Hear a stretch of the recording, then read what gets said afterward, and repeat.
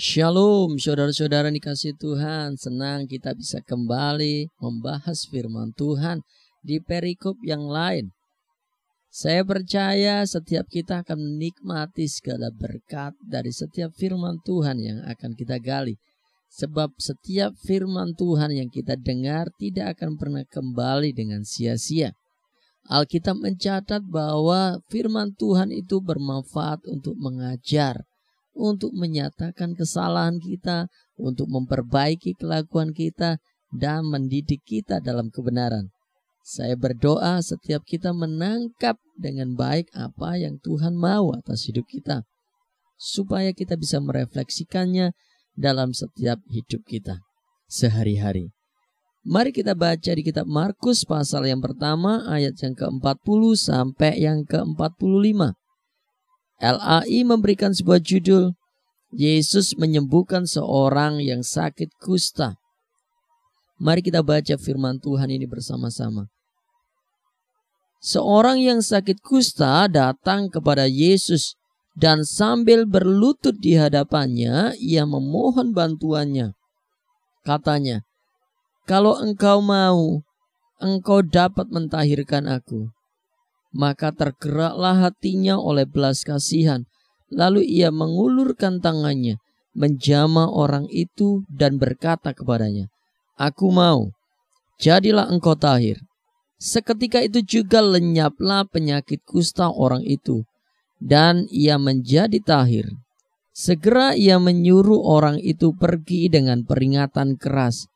"Ingatlah, janganlah engkau memberitahukan apa-apa tentang hal ini kepada siapapun, tetapi pergilah, perlihatkanlah dirimu kepada imam, dan persembahkanlah untuk pentahiranmu persembahan yang diperintahkan oleh Musa sebagai bukti bagi mereka."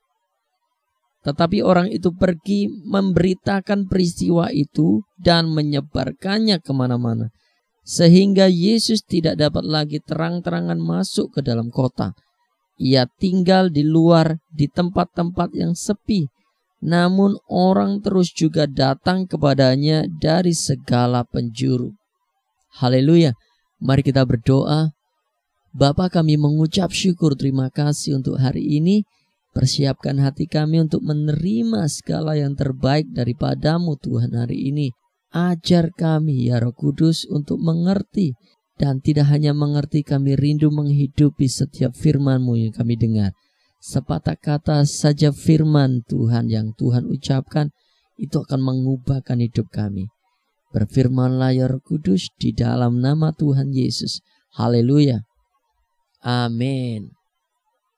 Saudara-saudara yang kasih Tuhan, saya mau ajak kita untuk fokus kepada orang kusta ini. Apa yang dilakukan oleh kusta ini sehingga orang kusta ini beroleh kesembuhan daripada Tuhan. Kamus Alkitab menceritakan bahwa orang yang berpenyakit kusta, penyakit itu ada pada kulitnya yang penuh dengan sisik-sisik putih licin, mengkilap, dan jika ditekan daging di sekitarnya tidak terasa apa-apa, tidak terasa sakit lagi. Penyakit ini pada zaman dulu tidak ada obatnya. Jadi di kalangan orang Ibrani penyakit ini dianggap sebagai penyakit yang najis dan berbahaya karena dapat menular. Sebab itu orang yang memiliki penyakit kusta ini diasingkan dari masyarakat. Penyakit kusta yang diderita orang ini menyimbolkan adanya dosa yang berat. Harun pernah mengalami penyakit kusta. Maryam juga pernah mengalami penyakit kusta karena dosa yang mereka lakukan. Yang lebih parah lagi menurut peraturan agama Yahudi, seorang yang menderita penyakit ini tidak layak menyembah Allah di tempat ibadah. Dan hanya seorang imam saja yang bisa menyatakan dia tahir dan diperbolehkan untuk menyembah Allah. Jadi perlu dibedakan bahwa penyakit kusta yang dialami oleh orang dalam firman ini, dalam Alkitab ini berbeda dengan penyakit kusta yang sekarang yang bisa diobati. Ini berbicara tentang penyakit yang tidak ada obatnya, tentang keadaan orang yang terisolasi dari dunia, dari masyarakat sekitarnya. Seorang yang hampir-hampir tidak memiliki pengharapan. Seorang yang membutuhkan mukjizat untuk bisa beroleh kesembuhan dari kustanya. Seorang yang tidak punya sahabat dan kerabat karena tidak ada orang yang berani mendekatinya. Namun jika kita melihat dari ayat ini bahwa orang yang sakit kusta ini datang kepada Yesus, saya percaya sayup-sayup orang-orang membicarakan tentang Yesus ini terdengar di telinganya, sehingga dari apa kata orang, dia memiliki iman, sebuah kepercayaan bahwa hanya Yesus saja yang bisa menyembuhkan segala sakit kusta. Beberapa hari yang lalu kita sering kali membahas tentang bagaimana Tuhan Yesus menyembuhkan berbagai macam penyakit. Saya juga sering kali bilang bahwa penyakit apapun buat Yesus itu bisa disembuhkan. Dan Alkitab menceritakan seorang yang memiliki penyakit kusta yang tidak ada obatnya, ini datang kepada Yesus berharap bahwa Yesus bisa menyembuhkannya. Jadi jika Bapak Ibu Saudara hari ini mengalami hal yang sama dengan seorang yang memiliki penyakit kusta ini, dokter sudah berbicara kepada saudara bahwa usia saudara sudah mendekati ajal. Tidak ada pengharapan lagi untuk sembuh. Atau jika bukan sakit penyakit, banyak orang memperkatakan sesuatu yang buruk atas hidup saudara, bahwa saudara tidak memiliki pengharapan. Saudara tidak memiliki sesuatu yang untuk bisa dibanggakan. Tidak ada jalan keluar bagi setiap masalahmu mungkin. Tidak ada pemulihan bagi keluarga saudara mungkin. Saudara terus terpuruk, terpenjara oleh keadaan saudara hari ini. Saya mau ajak setiap kita sama seperti seorang yang memiliki penyakit kusta ini. Ia percaya hanya Yesus satu-satunya yang bisa mentahirkan. Hanya Yesus yang bisa mentahirkan penyakit kusta ini. Ini sama seperti mengharapkan sebuah mukjizat dari segala yang tidak mungkin dia dapatkan.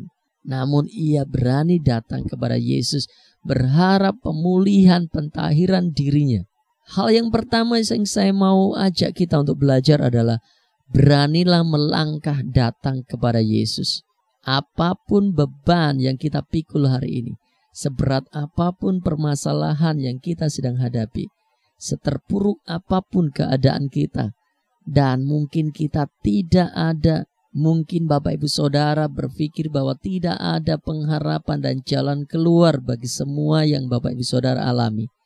Beranilah melangkah datang kepada Yesus dengan percaya bahwa Yesus satu-satunya yang bisa memberikan jalan keluar bagi setiap persoalan saudara, mentahirkan segala sakit saudara, melepaskan dari segala ikatan saudara, dan memberikan pemulihan bagi setiap keadaan saudara. Ia sanggup mengubahkan dari yang tidak mungkin jadi mungkin. Ia hidup, ia masih terus bekerja sampai hari ini. Jangan takut untuk melangkah sekarang. Beranikan dan bangkitkan iman kita untuk datang kepada Tuhan. Alkitab mencatat, marilah kepadaku hai engkau yang letih lesu dan beban berat, maka aku akan memberikan kelegaan kepadamu. Tidak ada satupun yang datang kepada Tuhan yang tidak diterima Tuhan. Hal yang sama, tidak ada satupun beban yang kita letakkan bawah kakinya Tuhan, tidak akan Tuhan angkat atas hidup kita. Percayalah, hampiri Tuhan sekarang, dan berharaplah untuk setiap pemulihan yang akan Tuhan kerjakan atas hidup kita. Yang kedua, sambil berlutut di hadapannya, ia memohon bantuannya, katanya, kalau engkau mau, engkau dapat mentahirkan aku. Orang kusta ini tidak hanya percaya bahwa dia akan mendapatkan apa yang dia inginkan, namun orang kusta ini menaruh segala pengharapannya kepada Tuhan. Ia tidak memaksa Tuhan sekalipun ia tahu ia bisa memaksanya. Karena ia tahu ia Tuhan yang berbelas kasihan. Namun ia menyerahkannya kepada kedaulatan Tuhan. Jika Tuhan mau, ia akan sembuh. Jika tidak pun, ia tidak akan ragu dengan kepercayaannya. Saya teringat tentang kasus Sadrak, Mesak, dan Abednego. Manakala ia harus dihukum mati di dapur perapian karena ia tidak mau menyembah patung yang dibuat oleh Nebukadnezar, sekalipun dipaksa, tetap mereka tidak mau menyembah. Mereka berkata, jika Tuhan Allahku sanggup untuk melepaskan aku, maka aku akan dilepaskan. Namun jika Tuhan tidak melepaskanku, sama sekali mereka tidak akan menyembah patung Tuhan. Sikap kekristenan dan iman seperti inilah yang Tuhan cari. Waktu kita datang kepada Tuhan, biarkan kehendak Tuhan yang terjadi. Jangan paksa Tuhan. Seringkali memaksakan kehendak Tuhan menghasilkan sesuatu yang buruk bagi hidup kita ke depan. Karena yang kita paksakan bukan rancangan terbaik Bapa, tapi rancangan pribadi kita. Ayat yang ke-41 berkata begini, maka tergeraklah hatinya oleh belas kasihan, lalu ia mengulurkan tangannya menjamah orang itu dan berkata kepadanya, aku mau, jadilah engkau tahir. Seketika itu juga lenyaplah penyakit kusta itu dan ia menjadi tahir. Haleluya. Kita tahu isi hatinya Tuhan, hatinya penuh dengan belas kasihan. Waktu kita datang, kita tidak akan ditolaknya. Waktu kita menyerahkan segala beban kita, ia tidak tutup mata. Ia tidak memalingkan wajahnya atas setiap kita. Ia rindu setiap kita dengan membawa beban berat kita dan menyerahkannya di bawah Tuhan. Dan membiarkan kedaulatannya terjadi atas hidup kita. Kerajaannya terjadi atas hidup kita. Ketahuilah bahwa rancangan Bapa itu jauh lebih baik daripada kita. Seperti tingginya langit dan dalamnya bumi. Demikianlah rancangan Tuhan dengan rancangan kita. Tidak bisa kita ukur berapa besar perbedaannya antara rancangan kita dan rancangan Tuhan. Oleh sebab itu tepatlah jika seorang yang punya penyakit kusta ini datang kepada Tuhan dan menyerahkan kesembuhan dirinya kepada kedaulatan Tuhan. Hari ini, kalau setiap kita percaya Tuhan mau menyembuhkan atau tidak, yang penting percaya kepada kedaulatan Tuhan.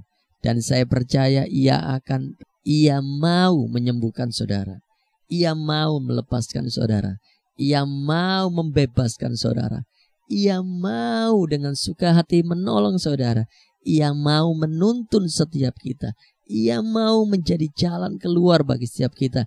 Ia mau membawa kita kepada setiap rancangannya yang indah dan luar biasa. Ia mau memberikan pemulihan, kemerdekaan buat saudara dan saya. Sebab itu bersyukur kita punya Bapa, punya Allah, punya Tuhan seperti Yesus Kristus yang penuh dengan belas kasihan, yang selalu memperdulikan setiap kita.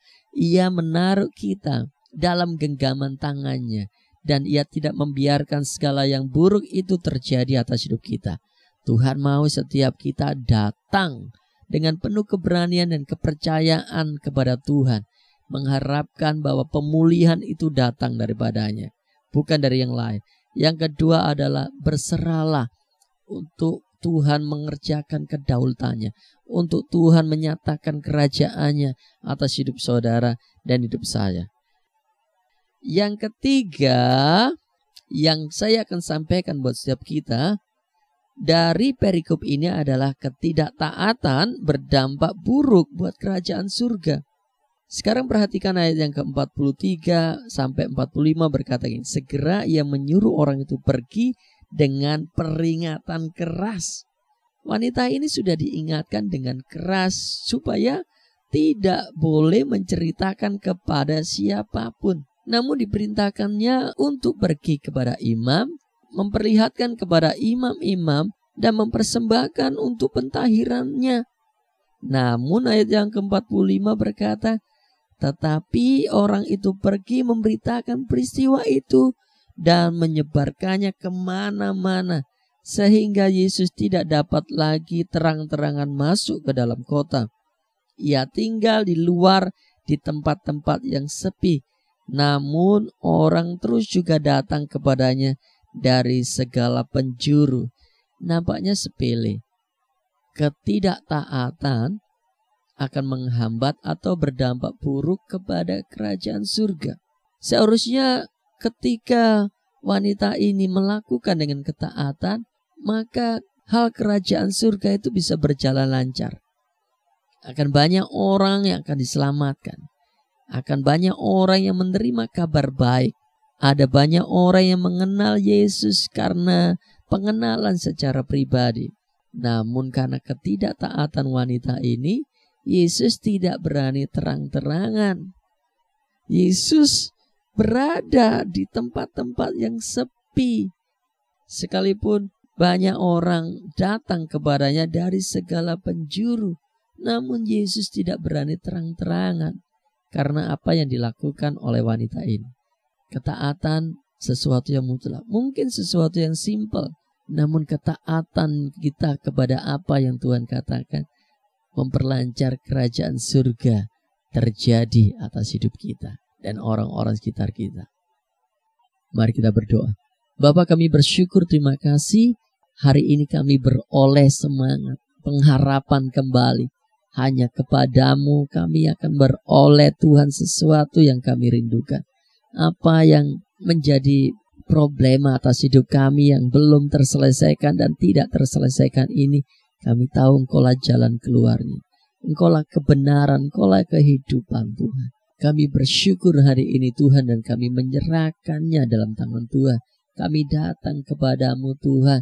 Kami mengharapkan Engkau yang menyatakan kedaulatanmu atas hidup kami.